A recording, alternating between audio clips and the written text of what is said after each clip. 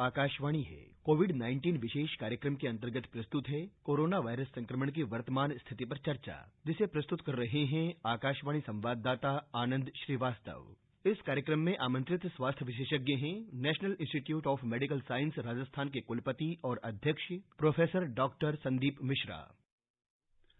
नमस्कार। हम सबके जीवन में सतर्कता की बहुत ज्यादा आवश्यकता होती है। अगर हम सतर्क नहीं रहेंगे तो कई परेशानियों में घिर जाएंगे। कोरोना महामारी ने हम सबको सतर्कता की अहमियत बखूबी समझाई है। अब देखिए ना, जब ऐसा लगने लगा था कि भारत से ये महामारी चली जा रही है, मामले बहुत कम होते जा रहे हैं, वैसे उसी समय दोबारा इस महामारी ने अपना रौद्र रूप दिखाना शुरू कर दिया है। देश भर के मामले जो 2000 के आसपास 3-4 दिन पहले आ रहे थे, अब वो मामले 7000 से ज्यादा पहुंच गए हैं। मामलों में 5000 का उछाल देखने को मिला है। दक्षिण भारत के कई राज्यों में स्थिति बहुत भयावह होती जा रही है। महाराष्ट्र में भी मामले फिर से एक बार नए कीर्तिमान बनाने लगे हैं। अब यहां पर सतर्कता एक बार फिर बढ़ जाती है। बहुत से लोगों को लगा कि महामारी चली गई है, मास्क लगाने की अब क्या आवश्यकता है, सुरक्षित दूरी बनाए रखना बहुत मुश्किल हो रहा है। जो हमने 2 से ढाई वर्षों में साबुन पानी से हाथ धोने की आदत अपनी बनाई थी, सैनिटाइजर से हाथ को साफ करने की आदत बनाई थी, वो आदत कहीं न कहीं खत्म हो गई है पिछले 4 से 6 महीनों में। जनवरी में ओमिक्रॉन की जो लहर आई देश भर में, उसके बाद जो मामले घटने शुरू हुए तो ऐसा लगा कि अब महामारी चली गई है और हमने अपनी आदतों को बदल लिया। आईआईटी कानपुर ने कहा था कि जून में देश में चौथी लहर आ सकती है, शायद ये देश उसकी तरफ आगे बढ़ रहा है। इस पर विशेष चर्चा के लिए हमारे साथ इस कार्यक्रम में जुड़ गए हैं वरिष्ठ स्वास्थ्य विशेषज्ञ डॉक्टर संदीप मिश्र। डॉक्टर संदीप, कार्यक्रम में आपका बहुत बहुत स्वागत है। जी नमस्कार। नमस्ते सर। हम अपने श्रोताओं को बता दें कि डॉक्टर संदीप मिश्र हृदय रोग विशेषज्ञ हैं। तो कोरोना के साथ साथ अगर हृदय संबंधी भी आपके जहन में कोई प्रश्न हो तो आप डॉक्टर साहब से पूछ सकते हैं।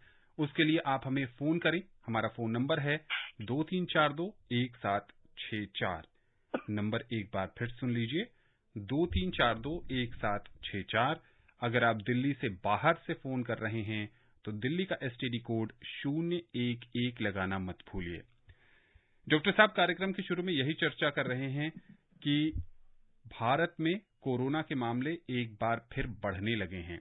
एक हफ्ते पहले जो आंकड़ा 2000, 2200, 2500 पर था, वो आज 7000 के ऊपर जा चुका है। क्या इस देश में कोरोना की एक नई लहर की आहट है? ये देखिए, जो अभी कोरोना की स्थिति है, वो जैसी पहली वेव आई थी, उनमें ज्यादातर काफी लोगों को इन्फेक्शन हो गया। मीनवाइल हमने भी वैक्सीनेशन करा तो ज्यादातर लोगों को कवर कर दिया है। तो अब जो लोग अनप्रोटेक्टेड लोग हैं वो थोड़े बचे हैं अभी भी, और ये जो वेव्स आ रही हैं ये उन अनप्रोटेक्टेड लोगों को ज्यादा अफेक्ट कर रही है। वैक्स और वेन कर रहा है ये। तो थोड़े टाइम जब हम ज्यादा प्रिकॉशन रखते हैं और वैक्सीनेशन वगैरह से ज्यादा प्रभाव उसका असर बना रहता है तो डिप हो जाता है। फिर थोड़े समय बाद जब वैक्सीनेशन का जब असर थोड़ा कम हो जाता है और बाकी लोग जो अपना प्रोटेक्शन छोड़ देते हैं तो फिर थोड़े से केसेस बढ़ जाते हैं। लेकिन हमें उम्मीद है कि जैसी पहली वेव या दूसरी वेव आई थी उस तरह का तो वेव नहीं आनी चाहिए, क्योंकि वैक्सीनेशन प्रोग्राम बहुत सक्सेसफुल है। डॉक्टर साहब, आप शुरू से ही कोरोना मरीजों का इलाज भी करते रहे हैं और इस पर काफी पैनी नजर बनाए रखते हैं। जो इस समय मामले बढ़ रहे हैं उसमें सिवियरिटी रेट क्या आप देख रहे हैं? अब की बार जैसे थोड़ी सी सिवियरिटी ज्यादा लग रही है, थोड़ी सी जैसी ओमिक्रॉन की जब वेव आई थी तब उतनी ज्यादा सिवियरिटी नहीं थी, लेकिन अब हल्का सा लग रहा है कि थोड़ी सी उससे ज्यादा है। लेकिन फिर भी जैसी डेल्टा वेव में जैसी सिवियरिटी आई थी, मुझे ऐसा लग रहा है कि उतनी सिवियरिटी तो नहीं है। मुझे उम्मीद है कि उससे तो कम सिवियरिटी ही है। तो जो मामले सामने इस समय आ रहे हैं उसमें अस्पताल में भर्ती होने वालों का प्रतिशत ज्यादा है, कम है, और किस तरह के लक्षण इस बार देखने को मिल रहे हैं? नहीं, प्रतिशत तो कम ही है, इतना ज्यादा अभी तो नहीं है। और लक्षण भी जनरली जैसे कोरोना के हैं, लेकिन कुछ कुछ थोड़े डिफरेंट भी लक्षण आ रहे हैं। जैसे जैसे कुछ 1-2 पेशेंट हमने देखे, उनमें किसी में नाक से खून भी निकला और फिर पता चला कि कोरोना की प्रॉब्लम निकली। तो इसलिए थोड़ा सा एटिपिकल लक्षण भी आ रहे हैं, तो इसलिए थोड़ा ध्यान रखना चाहिए कि कोई भी चीज थोड़े ज्यादा दिन चले तो एक बार जांच जरूर करा लें। उत्तर प्रदेश के नोज की जी सर बताएं। अब मैं ये कह रहा था कि स्पेशली जैसे जुकाम से रिलेटेड या फीवर से रिलेटेड कोई चीज थोड़ी ज्यादा चले उसके साथ में, तो फिर एक बार जांच करा लेना सही रहेगा। जी बिल्कुल। उत्तर प्रदेश के कौशाम्बी से हमारे साथ जुड़ गए हैं शिवराम। शिवराम जी, कार्यक्रम में आपका बहुत बहुत स्वागत है।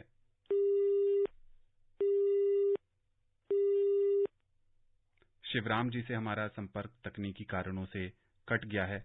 तो जैसा कि डॉक्टर संदीप आप बता रहे हैं कि कई अलग अलग तरह के लक्षण भी देखने को मिल रहे हैं, अखबारों में, टेलीविजन चैनल्स में ये जानकारी मिल रही है कि जो नए वेरिएंट ओमिक्रॉन के हैं वो उसके भी मामले इस देश में मिल रहे हैं। क्या ये खतरे की घंटी है?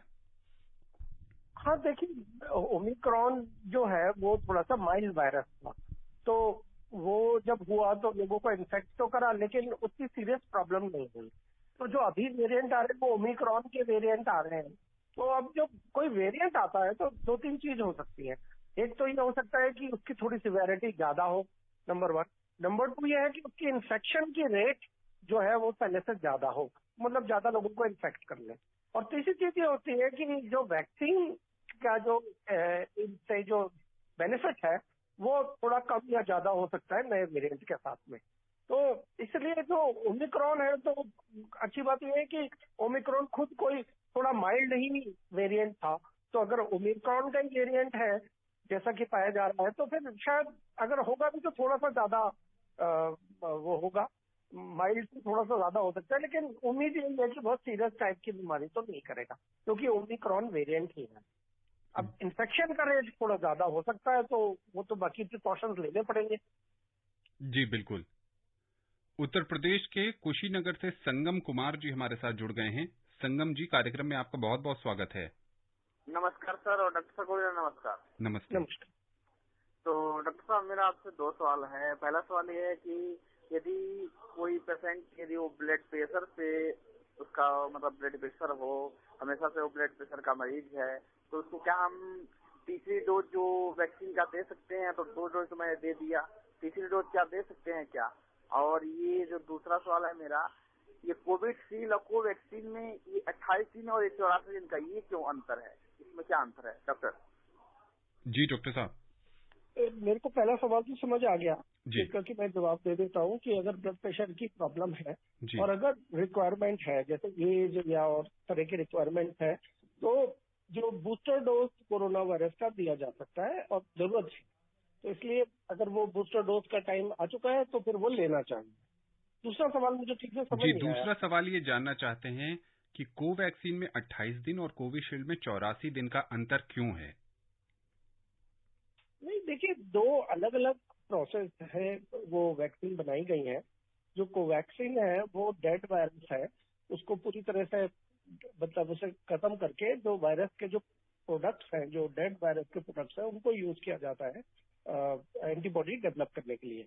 जबकि कोविशील्ड जो है वो लाइव अटेन्यूएटेड वायरस है, मतलब वायरस को इतना वीक कर दिया जाता है कि वो सीधे प्रॉब्लम नहीं करता बॉडी में, लेकिन वो इम्यूनिटी फिर भी डेवलप करा देता है। तो जो थोड़ा बहुत फर्क है उनके टाइमिंग में, उन चीजों से रिलेटेड है कि जो इम्यूनिटी इस पर्टिकुलर तरीके से जो प्रिपेयर करी गई है वैक्सीन, उसकी कितने दिन तक लास्ट करती है, उस हिसाब से ये कैलकुलेट किया जाता है। नॉर्मली दोनों का बीच का गैप तो करीब 1 महीने का ही है, पहली डोज और दूसरी डोज में। जी। हरियाणा के हिसार से हमारे साथ जुड़ गए हैं राजेंद्र जी। राजेंद्र, कार्यक्रम में आपका बहुत बहुत स्वागत है। आनंद जी नमस्कार। समाचार वाचक आनंद जी को मैं नमस्कार करना चाहता हूँ और डॉक्टर संदीप को भी नमस्कार जी नमस्कार। मैं ये जानना चाहता था कि जिनको ज्यादा ये दोबारा जो टीका लगे हैं उनकी संख्या ज्यादा है कि दोबारा से कोरोना उनको ही हो रहा है। और डॉक्टर साहब जैसे हृदय रोग विशेषज्ञ बताए गए, तो आजकल हृदय रोग जो हर किसी उम्र को भी होने लग गया, या इंसान जो एक बार में जो 4 बातें ज्यादा सोचने लग गया और ज्यादा भागदौड़ करने लग गया, इस वजह से ये हृदय रोग ज्यादा हो रहा है कि इस बारे में जानना था डॉक्टर साहब। जी डॉक्टर साहब। देखिए, हृदय रोग से जो संबंधित आपका सवाल है उसका मैं आपको ये बताऊंगा कि जो हृदय रोग है वो एक लाइफस्टाइल डिजीज है। तो लाइफस्टाइल डिजीज का मतलब ये है कि जो ये आपका चल चलन है उससे रिलेटेड चीजों की वजह से ये बीमारी होती है, ना कि किसी तरह के इन्फेक्शन से। जैसे टीबी है, ट्यूबरक्लोसिस है, वो एक इन्फेक्शन से होती है, माइकोबैक्टीरियम ट्यूबरक्ले। मलेरिया एक कीटाणु से होती है। लेकिन जो हार्ट की बीमारी है वो किसी कीटाणु से नहीं होती, बल्कि जो आपका रहन सहन है और जो चल चलाव है उससे होती है। तो जो वो बीमारी है वो अगर चल चलाव खराब हो जाएगा तो फिर वो जल्दी डेवलप हो जाएगी। और ऐसा आपने देखा है कि जो जो चीजें हैं आजकल जो है, पहले एक फिजिकल एक्टिविटी ज्यादा रहती थी और अब वो कम हो गई है। अब लोग अपने व्हीकल को यूज करते हैं, अपना स्कूटर पे बैठ के छोटी छोटी जगह पे स्कूटर पे या कार में बैठ के चले जाते हैं और वॉक करके नहीं जाते। और दूसरी चीज ये है कि उनकी जो डाइट है उसमें काफी गड़बड़ियां आ गई है कि ज्यादा तेल वगैरह का प्रयोग करते हैं, ज्यादा फ्राइड चीजें खाते हैं, घी वगैरह का भी ज्यादा उपयोग हो जाता है। तो जो वो डाइट खराब हो गई है और जो वो रहन सहन खराब हो गया है कि फिजिकल एक्टिविटी बहुत कम हो गई है, और ऑफ कोर्स जो आपने बताया कि थोड़ा स्ट्रेस बढ़ गया है, इन सब तीनों चारों चीजों की वजह से। और साथ में ये भी देखा गया है कि मोटापा अब खुद एक बीमारी हो गया है और मोटापे से भी हार्ट की डिजीज होने का जो रिस्क होता है वो ज्यादा होता है। तो इस वजह से जो है अब हार्ट की डिजीज यंगर एजेस में भी आने लगी है। हालांकि मैं आपको ये बात बताऊं कि जेनेटिकली जो इंडियन पॉपुलेशन है या जो साउथ एशियन पॉपुलेशन है उसमें हार्ट की बीमारियां जो है 10 साल पहले होती है कंपेयर टू की जो अंग्रेज पॉपुलेशन या गोरी पॉपुलेशन है उसके कंपैरिजन में। तो पहले से ही हमारा रिस्क थोड़ा हाई है। और अब हमारा जो रहन सहन और चल चलाव जो खराब हो गया है, कि खराब डाइट हो गई है और खराब हमारी फिजिकल इनएक्टिविटी हो गई है और हमारा मोटापा बढ़ गया है और स्ट्रेस बढ़ गया है, इन सब वजहों से हार्ट की प्रॉब्लम बढ़ गई है। उत्तर प्रदेश के बलरामपुर से हमारे साथ जुड़ गई हैं रिंकी तिवारी। रिंकी जी, कार्यक्रम में आपका बहुत बहुत स्वागत है। स्वागत के लिए बहुत बहुत धन्यवाद। आनंद सर नमस्ते। नमस्कार। और आपके साथ डॉक्टर सर है, उन्हें भी नमस्ते। नमस्ते जी सर, मैं पहले भी एक क्वेश्चन पूछ चुकी हूँ, क्योंकि सर हम लोगों के लिए जब वैक्सीन नहीं आता तो हम लोग कहते हैं कि युवा के लिए कब आएगा, फिर किशोर के लिए आए, लेकिन बट अभी बच्चों के लिए नहीं आया है। सर ऐसा क्यों, क्या ट्रायल नहीं हो रहा है उनके लिए या फिर आने में देरी क्यों है सर? धन्यवाद।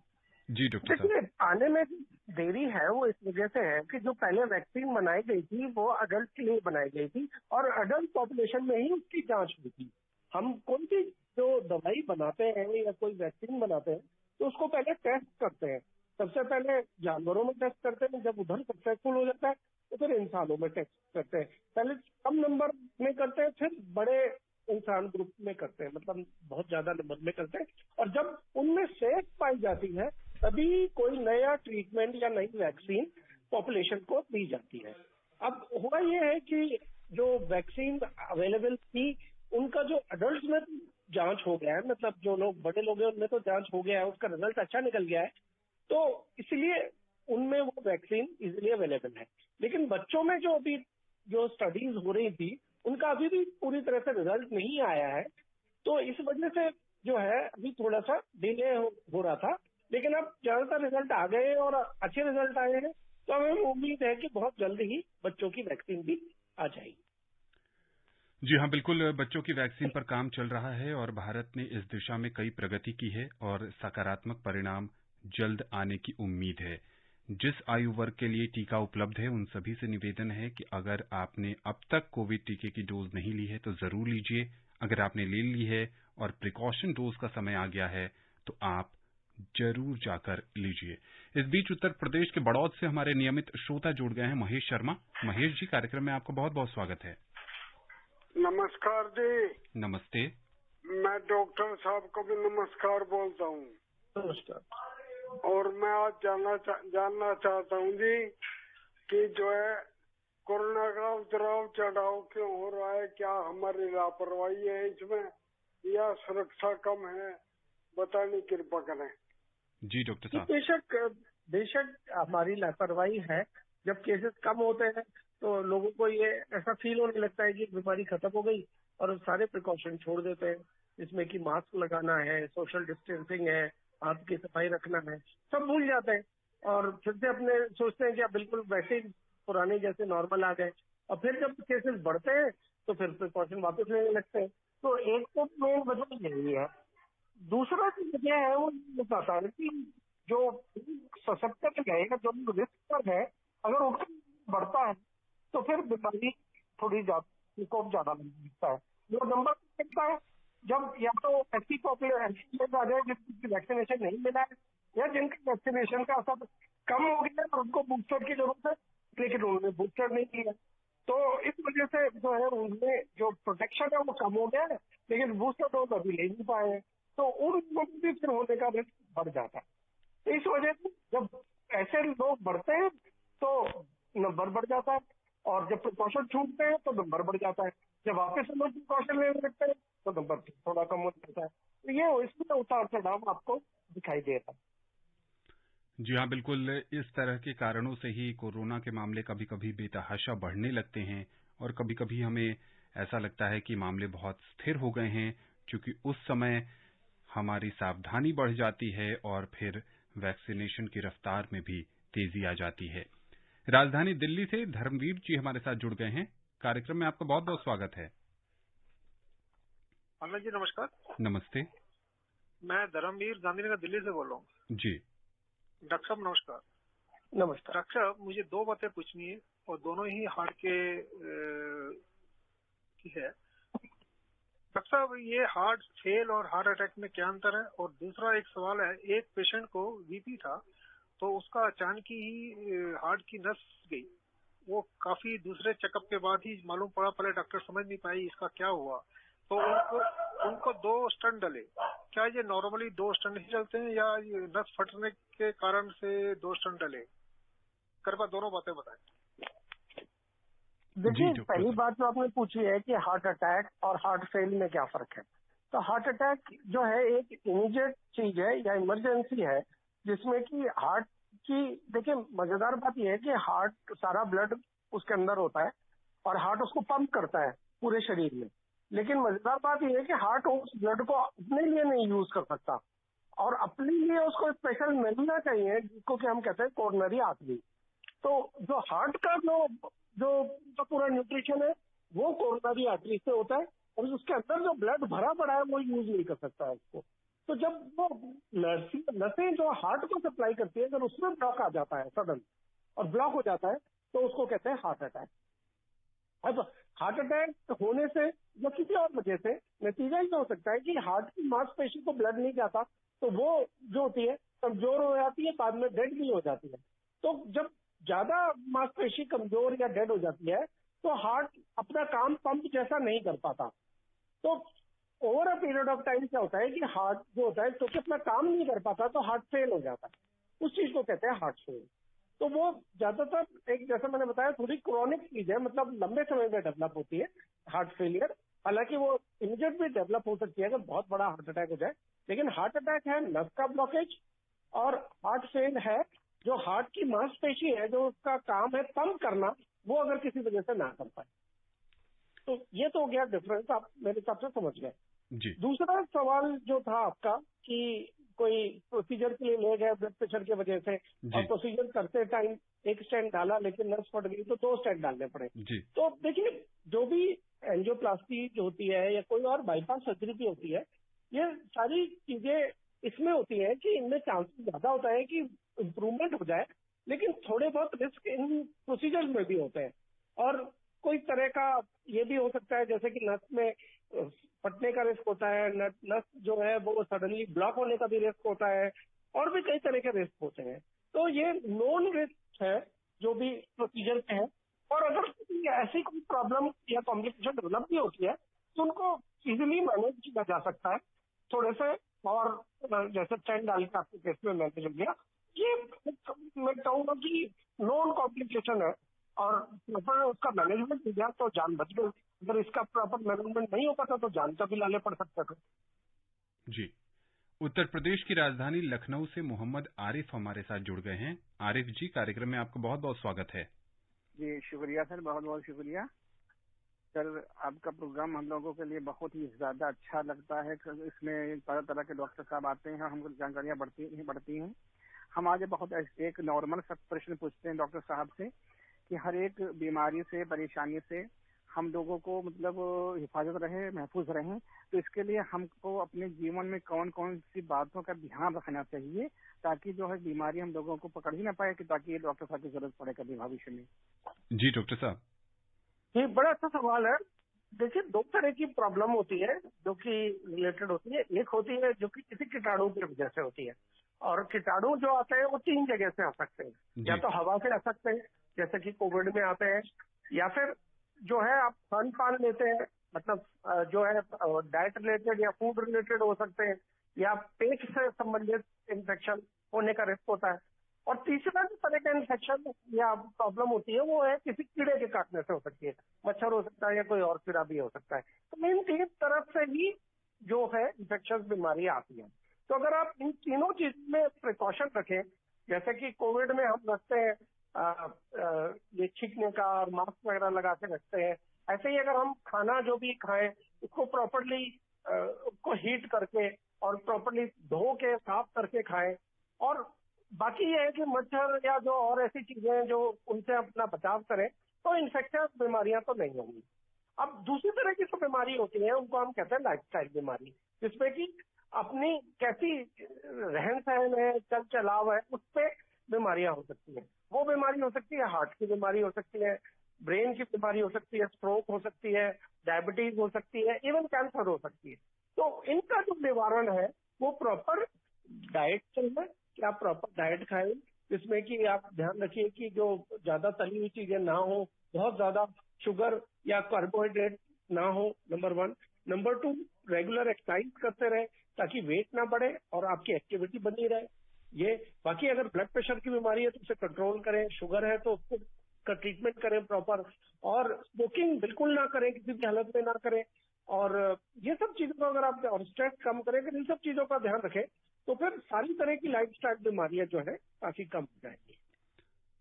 बल्कि ये देखा गया है कि जिसको कोई बीमारी नहीं है आज, अगर वो भी ये सब चीजों का ध्यान रखे कि अपना प्रॉपर वेट रखे, अपना प्रॉपर खान पीन रखे, अपना एक्सरसाइज ठीक रखे, तो उसकी 10 साल तक उम्र बढ़ सकती है, ऐसा बताया गया। राजधानी दिल्ली से वेद प्रकाश जी जुड़ गए हैं। वेद जी, स्वागत है आपका। हेलो। हाँ वेद प्रकाश जी, सवाल पूछिए अपना। हाँ, नमस्कार सर। नमस्ते सर, मेरा सवाल ये था कि इस वायरस के बारे में बोलते हैं कि सर 5000 साल पुराने वायरस था ये। जब भी किसी चीज की तादाद बढ़ती है, फॉर एग्जांपल एनिमल्स की, जानवर की, ये उनको हटाने के लिए ये दोबारा आता पृथ्वी, क्या ये सही है या गलत? जी डॉक्टर साहब। देखिए, इस तरह की बड़ी कॉन्स्पिरेसी थ्योरियां चलती रहती हैं। और वायरस जो था ये जूनोटिक है, मतलब एनिमल से में ये वायरस था, पाया गया था, और अब नॉर्मली ये ह्यूमन बीइंग में ट्रांसमिट हो गया। तो अब 5,000 साल पुराना भी हो सकता है, लेकिन ये एनिमल वायरस था। और लेकिन जैसे आपको पता ही, आपने सुना होगा कि बैट्स में था ये वायरस, बैट वायरस था। तो चाइना में जो केव सीन में बैट्स है उनमें से था, और किसी वजह से ये अब ह्यूमन बीइंग में भी आ गया, मतलब हमारे इंसान में भी आ गया। तो ये तरह की चीजें हो जाती हैं, कभी कभी नॉर्मली भी हो जाती हैं और कभी कभार। और जब ऐसा होता है तो फिर इस तरह की प्रॉब्लम आती है। बल्कि ये देखा गया है कि आप हर 100 साल में एक बार इस तरह का कोई वायरस आता है। आज से 100 साल पहले जैसे ही इन्फ्लुएंजा वायरस आया था, और उसमें भी बहुत डेथ करी थी और काफी लोग मरे थे, और उसमें इंडिया में सबसे ज्यादा डेथ हुई थी इन्फ्लुएंजा की वजह से। अब धीरे धीरे इन्फ्लुएंजा की फ्लू जिसको हम कहते हैं, अब वो हमारे रोजमर्रा में आ गया है। ऐसे ही इस सेंचुरी में कोविड वायरस आया है, और अब ऐसा लग रहा है थोड़े समय के साथ में वो भी हमारे दिनचर्या का पार्ट हो जाएगा। तो ये तो कॉन्स्पिरेसी थ्योरी है कि ये कम करने के लिए आया है या वो सब, वो एक अलग चीज है। लेकिन इस तरह से मैंने आपको बताया कि कोई नया वायरस आ सकता है और वो पब्लिक हेल्थ को अफेक्ट कर सकता है। उत्तर प्रदेश के लोनी से हमारे साथ जुड़ गए हैं नियमित श्रोता मोहम्मद यामीन। यामीन जी, स्वागत है, अपना सवाल पूछिए। सर नमस्कार जी। नमस्ते। डॉक्टर साहब को भी नमस्कार जी। नमस्कार सर, मैं ये जानना चाह रहा था कि छोटे बच्चों को जो दिल में सुराख हो जाता है, क्या वो बड़ा होने पर अपने आप भर भी जाता है? देखिए सुराख जो होता है ना वो 2-3 जगह पे होता है हार्ट में। जैसे कि एक होता है कि हम कहते हैं एट्रिया, उसके बीच का सुराग होता है तो उसको कहते हैं एएसडी। एक होता है 2 वेंट्रिकल होते हैं, उनके बीच का जो सुराग होता है उसको कहते हैं वीएसडी। ऐसे ही जो नसों के बीच में सुराग अगर डेवलप हो जाता है तो उसको कहते हैं पीडीए। तो कुछ सुराग ऐसे हैं जो कि एज के साथ भर जाते हैं, स्पेशली पीडीए जो है बहुत जल्दी, बहुत थोड़ी उम्र में। वीएसडी भी काफी कुछ वीएसडी भी काफी कुछ बंद हो सकता है, लेकिन कुछ सुराग है जो कि एज की वजह से वो आसानी से बंद नहीं होता। तो डिपेंड करता है कि कौन से सुराग से प्रॉब्लम हो रही। कुछ सुराग बंद हो सकते, कुछ नहीं बंद हो सकते। महाराष्ट्र के ठाणे से गुरुनाथ जी हमारे साथ जुड़ गए हैं। कार्यक्रम में बहुत बहुत स्वागत है आपका। जी सर, नमस्कार। नमस्ते सर, डॉक्टर साहब को भी नमस्कार। नमस्कार। हाँ सर, मेरा क्वेश्चन है सर, अपने हार्ट से, जो हृदय से रिलेटेड है सर। सर, ये जो शादियों में या पार्टियों में जो डीजे बजाया जाता है, जो नियमों का पालन नहीं करते ये लोग, कुछ मतलब कितने डिसिबल में इन्होंने बजाना चाहिए, और जो डांस करते करते जो गिर जाते हैं और उनकी सडनली डेथ भी होती है, तो क्या एक मतलब जिसको कोई हृदय से कोई मतलब रिलेटेड कोई बीमारी नहीं है, क्या उनको भी इससे मतलब प्रॉब्लम हो सकती है? समझो जिसको प्रॉब्लम है वो ऐसे जगह पे जाता है तो उनको प्रॉब्लम हो सकती है। Thank you sir. जी डॉक्टर साहब, संक्षेप में, समय बहुत कम है। देखिए, जो ये अब मेरे ख्याल से जो केके के साथ में प्रॉब्लम हुई थी उसको आप कोरिलेट कर रहे हैं, तो बात ये होती है कि देखिए हर चीज का एक एक्सर्शन होता है जो बॉडी ले सकती है। अगर आप उस एक्सर्शन के लेवल को क्रॉस करें तो जिस जगह पे वो क्रॉस हो वहां पे प्रॉब्लम हो सकती है। अगर हार्ट का लोड को ओवरलोड कर देंगे और उसके वजह से अगर दिल में शॉर्ट सर्किट डेवलप होगा तो प्रॉब्लम हो सकती है। जी हाँ, बिल्कुल प्रॉब्लम समस्या हो सकती है, जैसा कि डॉक्टर साहब कह रहे हैं। चलते चलते ऐसे लोगों को संक्षेप में क्या संदेश देंगे जो कार्यालयों में लंबे समय तक 7-8 घंटे बैठकर काम करते हैं, वो अपने हृदय को स्वस्थ कैसे रखें? देखिए, ये अच्छा आइडिया नहीं है कि कार्यालय में लगातार अगर 8 घंटे बैठ रहे हैं, बीच बीच में आधे घंटे मतलब 2 घंटे में 1 घंटे में एक बार उठ के थोड़ा टहलना चाहिए आसपास और फिर जाके बैठे। हार्ट से ज्यादा उसमें जो है हड्डी की ऑर्थोपेडिक प्रॉब्लम डेवलप हो जाएगी। तो हार्ट की तो हो ही सकती है, लेकिन मेन उससे भी ज्यादा जल्दी जो है ऑर्थोपेडिक प्रॉब्लम डेवलप हो जाएगी। और अगर आप एक चीज को कंटिन्यूअसली देखे जा रहे हैं, स्क्रीन को देख रहे हैं, तो आई स्ट्रेन हो जाएगा, आंख कमजोर हो जाएगी। तो बड़ी तरह की जो है प्रॉब्लम होंगी अगर कोई आदमी इस तरह की दिनचर्या रखता है। डॉक्टर साहब, अब कार्यक्रम में समय नहीं है कि इस पर या किसी और विषय पर आपसे चर्चा की जा सके। आकाशवाणी के इस विशेष कार्यक्रम में शामिल होने के लिए और विशेषज्ञ राय हमारे श्रोताओं को देने के लिए आपका बहुत बहुत शुक्रिया। धन्यवाद, शुक्रिया। तो जैसा कि डॉक्टर संदीप मिश्र बता रहे थे कि भारत में कोरोना के मामले नए सिरे से बढ़ने लगे हैं, ऐसे में सतर्कता बहुत जरूरी हो गई है। सतर्कता 2 स्तरों पर है। पहला, कोविड प्रोटोकॉल का पालन करिए, और दूसरा, अगर आपने वैक्सीन नहीं ली है तो जरूर लीजिए। अगर आपने वैक्सीन ले ली है और प्रिकॉशन डोज के लिए आप एलिजिबल हैं तो अपना प्रिकॉशन डोज भी जरूर लीजिए। इस तरह की सोच मत रखिए कि हमने वैक्सीन की 2 डोज ले ली है तो तीसरी की जरूरत नहीं है। स्वस्थ रहिए, खुशहाल रहिए, अपने आसपास के लोगों को जागरूक करिए कि मास्क लगाना अब भी अनिवार्य है, और खुद भी जहां जाइए मास्क अवश्य लगाइए। संक्रमण से बचे रहिए। नमस्कार। कोविड-19 विशेष कार्यक्रम के अंतर्गत अभी आप सुन रहे थे कोरोना वायरस संक्रमण की वर्तमान स्थिति पर चर्चा, जिसे प्रस्तुत कर रहे थे आकाशवाणी संवाददाता आनंद श्रीवास्तव। इस कार्यक्रम में आमंत्रित स्वास्थ्य विशेषज्ञ थे national institute of medical science Rajasthan के कुलपति और अध्यक्ष प्रोफेसर डॉक्टर संदीप मिश्रा। ये कार्यक्रम आकाशवाणी के समाचार सेवा प्रभाग द्वारा प्रस्तुत किया गया। इसे आप हमारे mobile app news on AIR और YouTube channel news on AIR official पर भी सुन सकते हैं। इस कार्यक्रम के संबंध में अपनी प्रतिक्रिया आप हमें ईमेल कर सकते हैं। पता है airnsdtalks@gmail.com। ये कार्यक्रम फिर से सुनने के लिए लॉग ऑन करें हमारी वेबसाइट newsonair.nic.in।